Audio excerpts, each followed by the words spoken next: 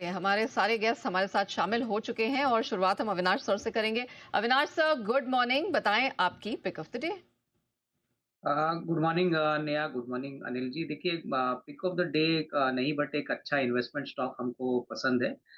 Company का नाम है हर्षा इंजीनियर्स इंटरनेशनल लिमिटेड। ये बेसिकली एक ऑटो एंसिलरी है और बॉल बेरिंग सेक्टर के लिए ब्रास और स्टील के केजेस बनाती है। काफ़ी वेल एस्टेब्लिश प्लेयर है। इनके फैसिलिटीज इंडिया में भी है, चाइना और रोमानिया में भी है। इनफैक्ट कंपनी ने पिछले साल करीबन 1400 करोड़ पे 87 करोड़ का पैट लगाया था। लेकिन अगर पहले 9 महीने की बात करें तो जो तीसरी तिमाही के नंबर आ गए, वहाँ पे काफ़ी दमदार नंबर आ गए। 34 करोड़ का प्रॉफ़िट आया, जो पिछले थर्ड क्वार्टर में करीबन 26-27 करोड़ था। लेकिन पिछले साल के हिसाब से जो 87 करोड़ का पैट था, इस बार 9 महीने में इन्होंने 110 करोड़ का मुनाफ़ा किया है। तो हमको लगता है कि करीबन इस साल 135-140 करोड़ का प्रॉफ़िट आना चाहिए। और जिस प्रकार की मैनेजमेंट कमेंट्री कंपनी के मैनेजमेंट ने दी है Q3 के बाद, हमको लगता है कि आने वाला साल, दैट इज़ FY 27 भी अच्छा होगा। तो यहाँ से खरीदने का एक अच्छा मौका है। मुझे लगता है कि करीबन 440-450 का एक टारगेट मिल सकता है अगले 6 से 8 महीने के लिए। तो ये हमारी तरफ से वैल्यू पिक रहेगा, इसमें ज़रूर निवेश करें। ओके, तो हर्षा इंजीनियर्स ये है सलाह। और मैं टेक्सटाइल कंपनियों पे थोड़ा आपका ध्यान आकर्षित करना चाह रही थी, क्योंकि हमने देखा जैसे ही भारत के साथ ट्रेड हुई डील हुई, ये स्टॉक्स तो भाग गए। लेकिन अब अमेरिका और बांग्लादेश के बीच में ट्रेड डील हुई है। क्या ये एक मूड स्पॉइलर हो सकता है हमारी टेक्सटाइल कॉटन यार्न से जुड़ी कंपनियों के लिए आज? नहीं, थोड़ा-सा डेफ़िनेटली नेगेटिव है, क्योंकि हमने सुना है कि यहाँ पे जो ड्यूटी यूएस ने बांग्लादेश के ऊपर लगाई है, वो काफ़ी सिग्निफिकेंटली कम है। तो definitely in the short term थोड़ा सेंटिमेंट खराब हो सकता है। लेकिन देखिए, मुझे लगता है कि अभी तक नतीजे आए नहीं हैं। कंपनीज़ ने कहा है कि जो भी टैरिफ रिलेटेड जो भी एक्सपोर्ट्स होंगे, उसको कम से कम 1 या 2 क्वार्टर लगेगा to get reflected in numbers. तो मेरे ख्याल से आज तो सेंटिमेंटली हो सकता है कि टेक्सटाइल कंपनी में थोड़ा बहुत मुनाफ़ा वसूली या थोड़ा सॉफ्टनेस देखने को मिले। लेकिन फंडामेंटली हमको अभी भी लगता है कि टेक्सटाइल सेक्टर इंडिया से काफ़ी वेल पोज़िशन्ड है। और जिस प्रकार के प्रोडक्ट कैटेगरीज़ हम एक्सपोर्ट करते हैं, उसमें डेफ़िनिटली कहीं न कहीं एक डिफरेंशिएशन इंडियन कंपनीज़ एस्टेब्लिश करेंगी। तो एट लीस्ट नियर टर्म में हो सकता है कि थोड़ा-सा एक मार्केट थोड़ा-सा डिप्रेस्ड हो। लेकिन लॉन्गर टर्म में 6 से 12 महीने की अवधि अगर कोई रखता है, तो अभी भी रिस्क रिवॉर्ड टेक्सटाइल सेक्टर से अच्छा बन सकता है। ओके, तो ये है सलाह टेक्सटाइल और अन्य कंपनियों पर। ना institute of medical sciences Goldman सैक्स इन पे बाय का स्टैंड बरकरार रखे हैं, और जो टारगेट है वो भी इनके सीएमपी से काफी ऊपर है, 875 के आसपास का है। सर जरा बताइए, इस कंपनी को आप ट्रैक करते हैं, राय दे पाएंगे? नहीं, बिल्कुल। देखिए, मुझे लगता है कि काफ़ी वेल एस्टेब्लिश्ड हॉस्पिटल प्लेयर है और मुझे लग रहा है कि जिस स्केल की कैपेसिटी पे ये काम कर रहे हैं और जिस प्रकार का परफॉर्मेंस इन्होंने अभी तक लगाया है, मेरे ख्याल से देखिए हॉस्पिटल स्पेस तो गवर्नमेंट का भी फोकस एरिया है और जिस प्रकार से अभी ये स्पेशलिटी कैटेगरीज़ में काम करते हैं, तो अनुमान है कि मार्जिन्स अगले साल भी अच्छी तरह से इम्प्रूव होंगे। तो मुझे भी लगता है कि डेफ़िनिटली अगर किसी को पोर्टफोलियो के पॉइंट ऑफ व्यू से खरीदना है, तो करीबन 12-15 महीने की अवधि है, तो ये एक अच्छा रेंज है। 645, 646, इसमें डेफिनिटली एक निवेश बनता है। करीबन 750 का एक टारगेट प्राइस हमको लगता है कि कंफर्टेबली पॉसिबली हासिल होना चाहिए। बट डेफिनिटली पोर्टफोलियो के स्टॉक के पॉइंट ऑफ व्यू से खरीद लीजिए, ये कोई इंट्राडे वाला स्टॉक नहीं है। ठीक है, तो पोर्टफोलियो के लिहाज से किम्स में खरीदारी करने की सलाह। अविनाश जी, ये कंपनी कैसी लग रही है आपको, अमर इंटरप्राइजेज निवेश के लिए? नहीं, मेरे ख्याल से देखिए ये एक ऐसा स्टॉक है जो एयर कंडीशनिंग सेक्टर से बहुत क्लोज़ली रिलेटेड है। बहुत बड़ी कैपेसिटी है और इसलिए बहुत सारे एसी मैन्युफैक्चरर्स इनके प्रोडक्ट्स की आउटसोर्सिंग सर्विसेज़ लेते हैं। तो मेरे ख्याल से देखिए, जैसे आपने कहा कि ऑपरेशनली नंबर्स अच्छे हैं, लेकिन मेरे ख्याल से नेट लेवल पे घाटा हो गया है। कहीं न कहीं मार्केट में मेरे ख्याल से मार्केट वेट करेगा कि प्रॉफिटेबिलिटी कब प्रॉपरली ब्लैक में आ जाए। तो कहीं न कहीं अगर किसी को निवेश करना है, तो मैं समझता हूँ कि स्टैगर्ड तरीके से आप कोई अगर खरीदना है, तो स्टैगर्ड तरीके से खरीद लीजिए। काफ़ी हाई प्राइस स्टॉक है और प्रॉफिट ना होने के कारण इमीडिएटली कोई री-रेटिंग तो नहीं आएगी, बट लंबी अवधि के लिए अच्छा है, बट स्टैगर्ड वे में आप खरीदिए, तभी आपको एक अच्छा रिस्क रिवॉर्ड मिलेगा।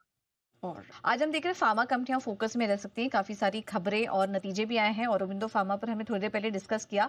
फाइजर के भी नंबर्स काफी स्ट्रांग नजर आ रहे हैं, स्पेशली मार्जिन के फ्रंट पर। अगर देखें, एबिटा में 56% की ग्रोथ आई है और मार्जिन 27% से बढ़कर इस बार 35% आया है। अविनाश जी, ये फाइजर के नतीजों पर क्या कहना है आपका, और इस पर क्या सलाह देंगे आप निवेश के लिए फाइजर पर? नहीं, मेरे ख़्याल से देखिए नंबर्स तो काफ़ी अच्छे हैं डेफ़िनेटली मार्जिन फ्रंट पे, प्रॉफ़िटेबिलिटी फ्रंट पे लेकिन मुझे लगता है कि देखिए शेयर सस्ता नहीं है, फेयर टू एक्सपेंसिव वैल्यूएशन पे ट्रेड कर रहा है। कहीं न कहीं मुझे लगता है कि देखिए ऐसे एमएनसी कंपनीज़ को जिस प्रकार का मल्टीपल मिल रहा है, आने वाले साल में अगर ये अर्निंग्स ग्रोथ उतनी नहीं रहती तो वैल्यूएशन में डेफ़िनेटली कोई बढ़ोतरी नहीं आएगी।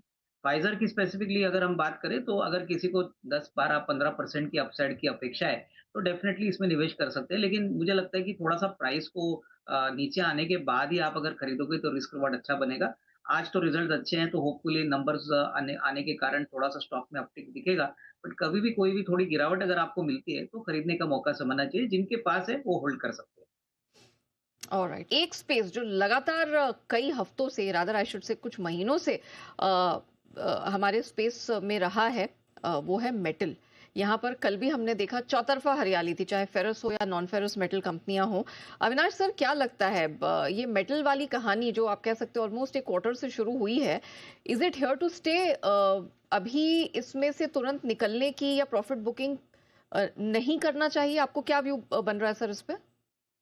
नहीं, मेरे ख़्याल से देखिए फेरस, नॉन फेरस अगर प्रेशियस मेटल की भी बात करें, तो मुझे लगता है कि डेफ़िनेटली थोड़ा कंसोलिडेशन आपको देखने को मिलेगा। बट कहीं न कहीं देखिए टाटा स्टील के नंबर आ गए हैं, हिंडाल्को ने भी अच्छा परफ़ॉर्मेंस दिखाया है।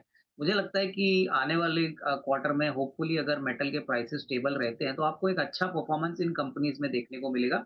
हमारा जो पसंदीदा पिक है, वो हिंदुस्तान ज़िंक, हिंदुस्तान कॉपर है, क्योंकि हमको लगता है स्ट्रक्चरली जो सिल्वर और जो कॉपर का जो चाल है वो अच्छी तरह से अभी भी बढ़ेगी। रही बात टाटा स्टील के ऊपर तो नंबर्स इस बार अच्छे हैं, कमेंट्री भी अच्छी थी। तो आई थिंक निवेशकों ने जिन्होंने पहले खरीदा है मेरे ख्याल से अभी भी इन्वेस्टेड रह सकते हैं क्योंकि हमको लगता है कि जिस प्रकार से डोमेस्टिक कंजम्पशन भी बढ़ रहा है स्टील का, उसका बेनिफिट इन सारे स्टील कंपनीज़ को मिलेगा। तो at least as of now hold करने की राय रहेगी। अगर कोई थोड़ा बहुत करेक्शन आता है या वीकनेस आता है, तो ऐड करने की राय रहेगी। ठीक है, तो ये है सलाह स्टील कंपनियों पर। और लेकिन जेएसडब्ल्यू स्टील, इसको लेके कुछ अपडेट्स आ रहे हैं। जनवरी में क्रूड स्टील स्टील का उत्पादन थोड़ा-सा बढ़कर आया है और भारतीय कारोबार में क्षमता इस्तेमाल 85% के आसपास रही है। वैसे तो हम देख रहे हैं मेटल स्टॉक्स की चमक थोड़ी-सी आज फीकी पड़ती हुई दिखाई दी क्योंकि अंडरलाइंग में थोड़ा-सा प्रेशर है। लेकिन एक व्यू ज़रा अविनाश जी से ले लेते हैं। अविनाश जी, ब जेएसडब्ल्यू स्टील सर, अगर इस पे कोई राय हो तो दें। और स्टील स्पेस, क्या अभी भी इसकी चमक बरकरार है? नहीं, बिल्कुल मुझे लग रहा है कि देखिए चौथी तिमाही भी काफ़ी स्ट्रॉन्ग आने की एक्सपेक्टेशन है और मोस्ट इम्पोर्टेंटली जिस प्रकार से डोमेस्टिक स्टील डिमांड बढ़ा है, इंफ्रास्ट्रक्चर प्रोजेक्ट्स गवर्नमेंट पुश कर रहा है, तो इसमें कोई डाउट नहीं कि प्राइसिंग को भी लेके और वॉल्यूम ग्रोथ को लेके मेरे ख्याल से सारे जो मेरे ख्याल से जो पैरामीटर्स है, इसमें अच्छी खासी ग्रोथ देखने को मिलेगी। अगर किसी को निवेश करना है, तो मैं समझता हूँ कि अगर थोड़ा-सा 1225, 1230 तक स्टॉक आता है, तो थोड़ा हल्की खरीदारी करिए। मुझे लगता है कि अगले 6-8 महीने में स्टील की साइकिल और भी तेज़ी हो जाएगी और अच्छी तरह से रिटर्न्स मिलेंगे। तो एक अच्छा पोर्टफोलियो कैंडिडेट है, बट आई थिंक थोड़ा समय लगेगा, तो आई थिंक ये पोजिशनल बेट रहेगा। इस बीच जैसा कि टू व्हीलर कंपनियां थोड़ी देर पहले हाईलाइट भी कर रहे थे, अच्छी मजबूती आ रही है इसमें। बजाज ऑटो यहाँ पर भी हल्की तेजी बनते हुए नजर आ रही है। हीरो मोटो कॉप में भी देखिए निचले स्तरों से अच्छी रिकवरी। बजाज ऑटो भी दिन के ऊपरी स्तर पर कारोबार कर रहा है। अविनाश सर, आपको टू व्हीलर कंपनियों में किस तरह का कन्विक्शन नजर आ रहा है? क्योंकि हमने देखा था कि जब ट्रेड डील हुई थी तो थोड़ा नेगेटिव सेंटिमेंट्स बना था, स्पेशली हीरो मोटो कॉप, आइशर जैसी कंपनियों के लिए। बट क्या वाकई सेंटिमेंट इतने नेगेटिव हो चुके हैं या फिर अभी इन स्तरों पर आप निवेश करने की सलाह देंगे? कैसी लग रही है आपको टू व्हीलर कंपनियां? नहीं, मेरे ख्याल से देखिए टू व्हीलर सेक्टर बहुत तेज़ी से ग्रो कर रहा है। अगर आप हीरो मोटर का कॉर्प के नंबर देखें, टीवीएस मोटर के नंबर देखें, तो ग्रोथ बहुत ही तेज़ी से आ गई है क्योंकि पहली बात तो देखिए जीएसटी कट हो चुका है, रूरल मार्केट में डिमांड अच्छी तरह से बढ़ा है, इंटरेस्ट कट भी हो गए हैं और मुझे लगता है कि देखिए बजट में जो इम्पोर्ट को लेके इश्यूज़ हो गए हैं कि शायद हार्ले डेविडसन जैसे कंपनीज़ अपने प्रोडक्ट्स इंडिया में लॉन्च करेंगे। क्योंकि ड्यूटी कम हो चुकी है। मुझे नहीं लगता है कि इंडियन कंपनीज़ को कोई दिक्कत होगी क्योंकि देखिए जो सेगमेंट में हार्ले डेविडसन काम करता है वो सुपर प्रीमियम सेगमेंट है और जहाँ पे वॉल्यूम ग्रोथ होगा भी तो बहुत छोटे बेस पे होगा। जो वेल एस्टेब्लिश्ड प्लेयर्स है इंडिया में जिनकी लॉजिस्टिक और डिस्ट्रीब्यूशन नेटवर्क बहुत बड़ी है, उनको कोई दिक्कत होनी नहीं चाहिए। तो मुझे लगता है कि मार्केट इंडिया में काफ़ी बड़ा है और मुझे लगता है कि जो प्रीमियम मार्केट है, उसमें कोई दिक्कत होगी नहीं प्लस जो ओवरऑल मास मार्केट है, वहाँ पे प्लेयर जैसे टीवीएस है, हीरो मोटोकॉर्प है, बजाज ऑटो है, उनको कम से कम इस साल डबल डिजिट ग्रोथ देखने को मिलेगी। तो हमारा जो पसंदीदा स्टॉक रहेगा वो हीरो मोटर कॉर्प और टीवीएस रहेगा। मुझे लगता है कि आने वाले साल में भी करीबन 12-13% का वॉल्यूम ग्रोथ कंफर्टेबली ये दोनों प्लेयर्स रिकॉर्ड करेंगे और अच्छी खासी risk reward in current level से भी बन सकता है। इंटरेस्टिंग बात है क्योंकि टू व्हीलर स्पेस वो स्पेस रही है जिसको जीएसटी में कटौती का फायदा तो हुआ ही है। पिछले पूरे साल भी इसने जबरदस्त रिटर्न कमा कर दिए हैं और इस साल भी प्रोस्पेक्ट्स इसी तरह के बन रहे हैं कि यहाँ से और स्ट्रेंथ दिखेगी। हीरो मोटो कुछ बड़े वाले यहाँ पर आप कह सकते हैं कि टारगेट्स बनते हुए नजर आ रहे हैं। और एक बार जरा बैंकिंग स्टॉक्स पर राय दीजिए। कल तो हमने देखा कि एसबीआई ने पूरा पुश देकर मार्केट का भी माहौल सुधार दिया, निफ्टी बैंक को भी अच्छा सपोर्ट दे दिया और हमने देखा छोटे मझोले बैंकों में भी अच्छी स्ट्रेंथ थी। आज हम देख रहे हैं कि थोड़ा सा दायरे वाला मोड़ है, ऐसा नहीं कि एकदम धराशायी हो गया है। अब जरा बताइए सर, सरकारी बैंक या प्राइवेट सेक्टर के बैंक आपको क्या पसंद आ रहे हैं? नहीं, मुझे लगता है कि अभी भी नया सरकारी बैंक्स में वैल्यू है। देखिए एसबीआई में कल के अच्छे मूव के बाद आज थोड़ी बिकवाली दिख रही है। लेकिन फंडामेंटली अगर मैं कहूँ तो देखिए 25-26% का प्रॉफिट ग्रोथ आया है, बड़े बेस पे आया है, तो बहुत ही बेहतरीन नंबर है। दूसरे जो पब्लिक सेक्टर बैंक्स हैं जैसे बैंक ऑफ बड़ौदा हो गया, कैनरा बैंक, पीएनबी, मुझे लगता है कि यहाँ पे भी वैल्यू बनेगी। छोटे सरकारी बैंक जैसे बैंक ऑफ महाराष्ट्र की बात करें तो तीसरी तिमाही बहुत ही तगड़ी थी। कासा भी करीबन 48-49% है। तो कहीं न कहीं मुझे लगता है कि जिनको 6 से 12 महीने की अवधि के लिए बैंकिंग का पोर्टफ़ोलियो बनाना है, उनको पीएसयू स्टॉक्स के ऊपर पहला प्रायोरिटी रखना चाहिए और ये जो सारे शेयर्स हमने कहे हैं, ये अभी भी अच्छे वैल्यू पे है, जहाँ पे खरीदारी कर सकते हैं।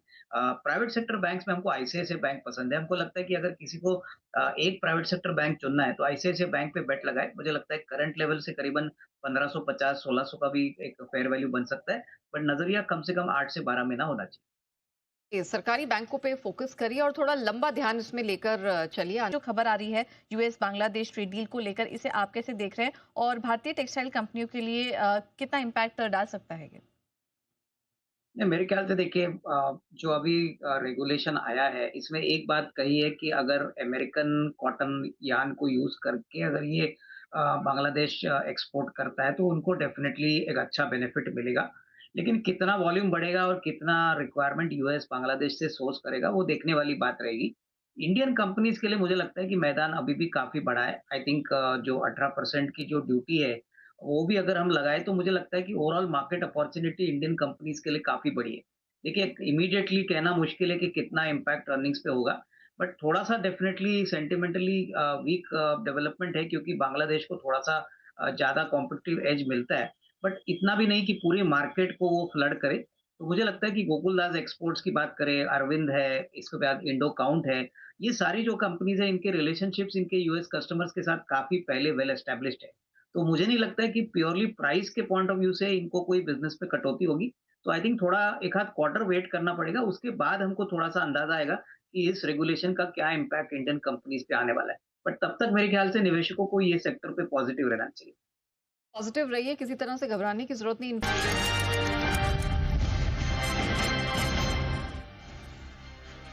स्वागत है आपका 10 की कमाई में। बाजार में मजबूती का एक्शन बना हुआ है। ना सिर्फ निफ्टी, बैंक निफ्टी में बैंक निफ्टी तो इनफैक्ट थोड़ा सा नीचे आया है ऊपरी स्तरों से, लेकिन 60-600 को होल्ड आउट किया हुआ है। हल्की फुल्की सी करेक्शन आती हुई दिखाई दे रही है, लेकिन Nifty it's holding the fort. 25,937 के पास 70 अंकों की स्ट्रेंथ दिख रही है। स्ट्रेंथ तो हम देख रहे हैं ब्रॉडर मार्केट्स में भी बनी हुई है। 200 पॉइंट ऊपर मिड कैप 100 है। स्मॉल कैप इंडेक्स में भी 93 अंकों की स्ट्रेंथ है। मिड कैप सिलेक्ट पर भी एक बार नजर डाल लेंगे क्योंकि वहां पर भी हम देख रहे हैं बढ़िया एक्शन बनता हुआ दिखाई दे रहा है। डेज हाई के करीब ये भी ट्रेड करता हुआ आधे % की मजबूती के साथ। आइए इसी के साथ 10 की कमाई की कुछ बेहतरीन पिक्स भी ले ली जाए और शुरुआत हम करेंगे अविनाश सर के साथ। अविनाश सर बताएं। नया 10 की कमाई में हमको रूरल इंडिया को रिप्रेजेंटेटिव वाला जो ऑटो स्टॉक है महिंद्रा एंड महिंद्रा पसंद है। देखिए ये स्टॉक में हमको लगता है कि जीएसटी का कट, इंटरेस्ट कट और रूरल इंडिया का जो डिमांड है, इसका फायदा बहुत सिग्निफिकेंटली मिलेगा। इनफैक्ट मुझे लग रहा है कि जो सेकंड हाफ रहेगा, दिसंबर क्वार्टर के नंबर अभी आए नहीं है, बट डेफिनेटली एम&एम के नंबर्स मुझे लगता है कि कम से कम 20-25% का ग्रोथ दिसंबर के क्वार्टर में वाई वाई बेसिस पे आने चाहिए।